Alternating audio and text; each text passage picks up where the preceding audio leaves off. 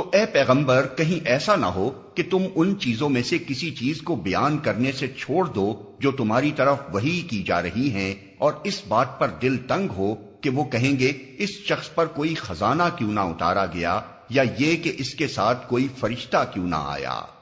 تم تو محض خبردار کرنے والے ہو، آگے ہر چیز کا حوالہ دار اللہ ہے۔ کیا یہ کہتے ہیں کہ پیغمبر نے یہ کتاب خود گھڑ لی ہے؟ کہو اچھا یہ بات ہے تو اس جیسی گھڑی ہوئی 10 صورتیں تم بنا لاؤ، اور اللہ کے سوا اور جو تمہارے معبود ہیں ان کو مدد کے لیے بلا سکتے ہو تو بلا لو، اگر تم انہیں معبود سمجھنے میں سچے ہو۔